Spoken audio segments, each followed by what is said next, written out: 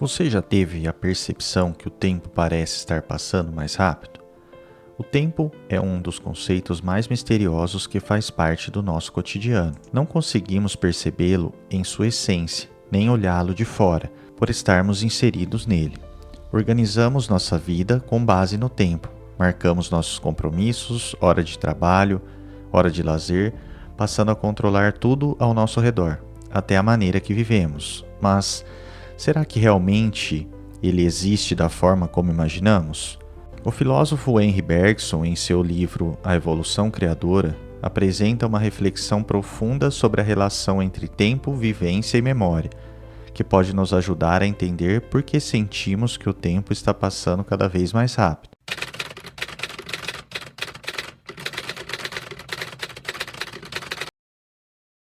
Bergson classificava o tempo de duas maneiras, o cronológico e o tempo de duração. O cronológico, chamado de tempo medido, é aquele que registramos através dos calendários e relógios. O tempo de duração é uma experiência subjetiva, fluida e profundamente conectada à memória. É a nossa percepção de tempo. Essa ideia se alinha à proposta de que o tempo, como vivemos, é muito mais uma construção da consciência do que uma realidade objetiva. Para Bergson, o tempo como o conhecemos, medido em horas e calendários, é uma construção para controlarmos e nos organizar, tornando-o linear. O verdadeiro tempo é o psicológico, a duração, é a forma como vivemos os momentos, como os sentimos e como nossa consciência os percebe. Podemos notar que quando estamos imersos em uma atividade que exige concentração ou elaboração emocional, o tempo parece passar mais devagar, porque estamos criando memórias significativas. Em contrapartida, na rotina acelerada e fragmentada da vida moderna, com poucos intervalos de reflexão, o tempo parece voar.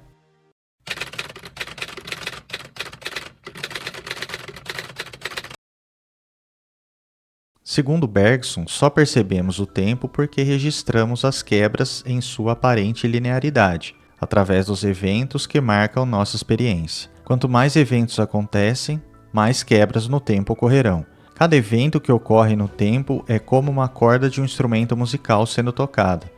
Mesmo depois de vibrar, o som continua reverberando no ar, deixando resquícios que permanecem por um instante, prolongando sua influência mesmo após o término aparente.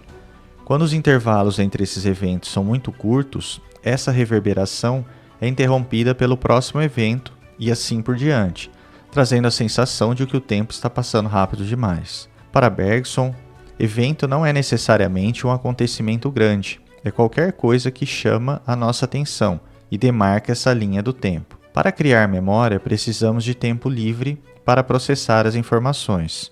Memórias humanas são qualitativas e dependem de significado. Essa é a diferença entre o humano e a inteligência artificial. Não conseguimos registrar todos os ângulos de nossas percepções. A memória está vinculada à nossa capacidade de imaginar. Ela é móvel conforme os acontecimentos do presente, porque estarei lidando com ela no momento atual, interpretando de acordo com o hoje. Um evento que no passado pareceu ruim, atualmente posso olhar para ele no agora como sendo algo bom. Toda memória é uma narrativa. Quando não tenho tempo para transformar esse evento em experiência, não crio memórias. Isso me traz uma sensação de vazio, como se aquele momento não tivesse sido vivido, como se a vida estivesse passando sem que eu a habitasse de fato. Essa desconexão com o tempo vivido pode ser um dos fatores que alimentam a depressão. No entanto, em uma sociedade inundada por informações e demandas, onde fazemos tudo no automático e mecanicamente, acabamos registrando muito mais dados do que experiências significativas. Por isso, vivemos em uma era de muitos arquivos, mas poucas memórias. E por que não saímos dessa aceleração? Porque não queremos como sociedade.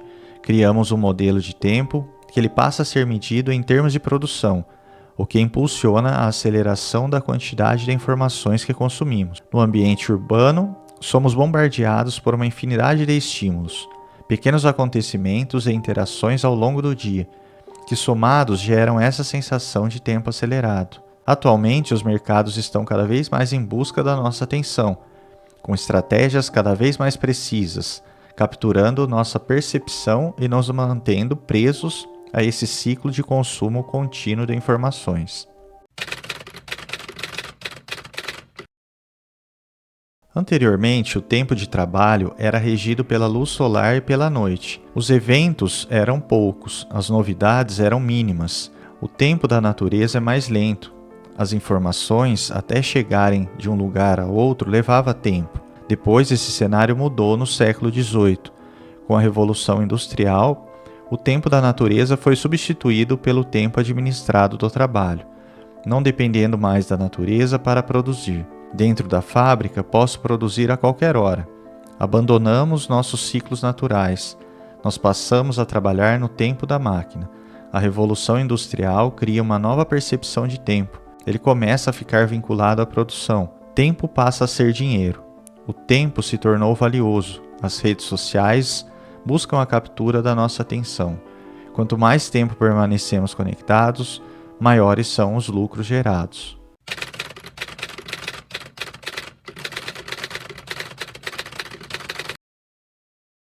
A relação entre o tempo e a aceleração do consumo de informações revela algo mais profundo sobre o ser humano, uma tentativa constante de preencher o vazio existencial, de lidar com a angústia que surge ao confrontar nossas próprias limitações e a falta que sentimos. Esse consumo desenfreado de dados e estímulos cria um ciclo vicioso, no qual a percepção do tempo se acelera, gerando ainda mais ansiedade e confusão. Esse mecanismo, se não interrompido, mantém o sujeito preso a uma busca incessante por algo que, na verdade, nunca será possível de preencher completamente, que é a sua falta. Para quebrar esse ciclo, é necessário um retorno ao autoconhecimento, uma pausa reflexiva, onde podemos ter certeza de que o tempo não precisa ser dominado, mas vivenciado de maneira mais consciente e conectado com a nossa essência, superando a pressa e a superficialidade que nos consome.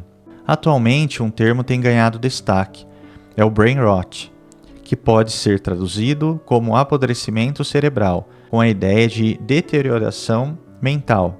Ele já existe há algum tempo, mas tem ganhado popularidade recentemente para descrever as alterações psicológicas e cognitivas negativas, causadas pelo consumo excessivo de informações superficiais e sem profundidade.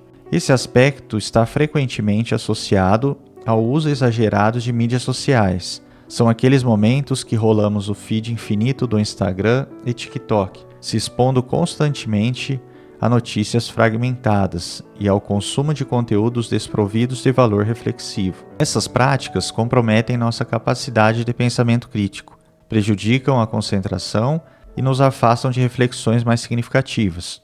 É como se o cérebro entrasse num estado de stand-by e ficasse preso entre os estímulos superficiais e repetitivos. Ele não acontece só porque consumimos conteúdos banais. De vez em quando, precisamos de um momento de leveza.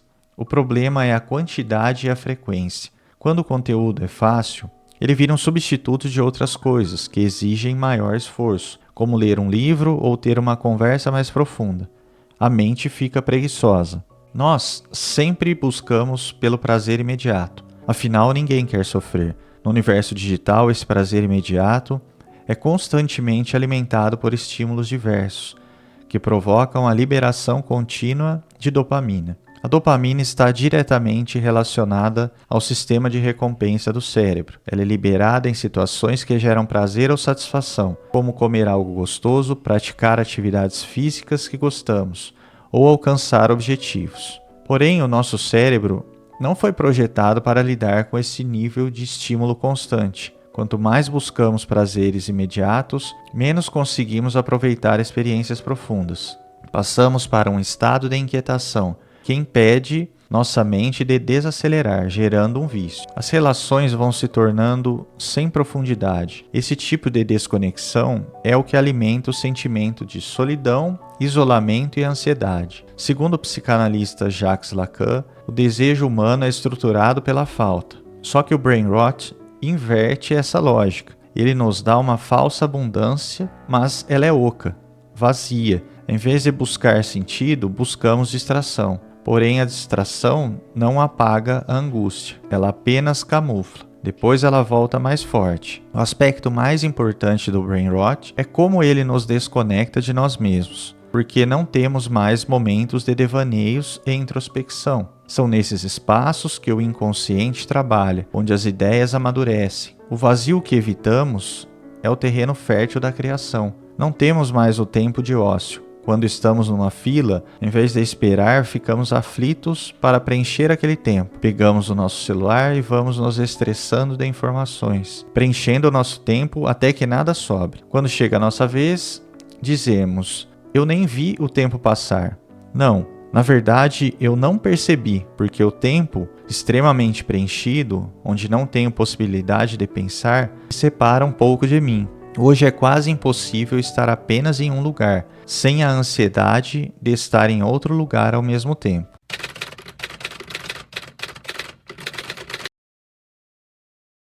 O tempo livre é o tempo que não está sendo ocupado por nada. É aquele sem compromisso. É um tempo sem promessas, sem prometer algo. A criança tem que ter o tempo dela ser criança, o tempo do brincar. Na sua vida, será que existe atualmente esse tempo? Atualmente, quando precisamos de tempo para nós, acabamos comprando. É o tempo que compro para ir cuidar do meu corpo, para ir cuidar da minha mente. Será que tem algo errado nisso? Até o tempo de lazer é todo planejado e fragmentado. Tenho que me divertir sexta-feira à noite. Sábado, coloco no tempo livre essa mesma lógica. Tempo livre é ausência, é um não fazer. Uma parte do nosso tempo já temos que vender para pagar as nossas contas. O que você faz com o tempo que sobra? Se com o tempo que é seu você continua preenchendo com demandas infinitas, isso revela uma mentalidade de que o tempo deve ser constantemente preenchido. Quando a demanda não vem do trabalho, eu as crio, me prendendo a esse tempo de produção. Porém, no momento que nos é permitido fazer a escolha, em relação ao nosso tempo livre, estamos usufruindo realmente desse tempo?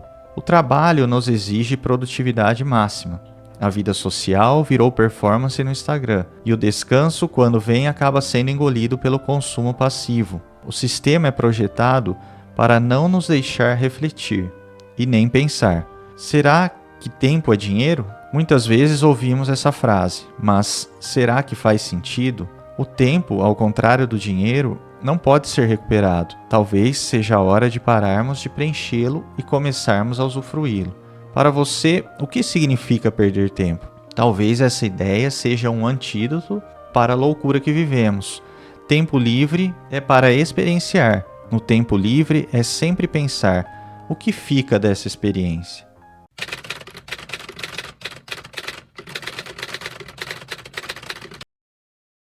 O passado e o futuro só existem no momento presente. Quando projetamos o futuro ou revemos o passado, fazemos isso no agora. Assim, o presente é o único tempo onde a transformação é possível. Quando revisitamos um acontecimento do passado, o interpretamos com base nos filtros emocionais e cognitivos do momento atual. Isso significa que memórias não são fixas. Elas são narrativas moldadas pelo presente. O passado é sempre julgado retrospectivamente. Nossa memória é maleável e continuamente atualizada pelo presente. Para Bergson, a memória não é algo morto ou estático, mas algo que cria novas camadas de significado ao longo do tempo. Ao aceitarmos que o tempo cronológico é apenas uma ferramenta, e abraçarmos o tempo subjetivo, podemos nos libertar da ansiedade, dos prazos e nos reconectar com a nossa essência. Um ciclo pode se estender por algumas horas, ou até mesmo por anos, e dentro dele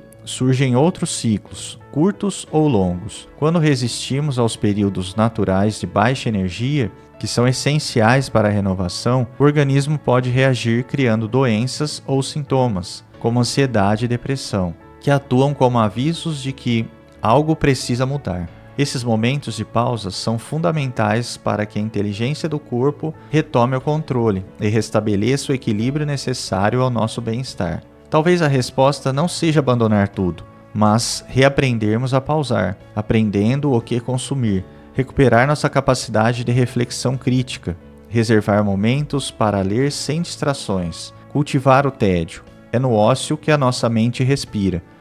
Nem tudo precisa ser útil ou rápido. Às vezes, a satisfação está no percurso e não na linha de chegada imaginária.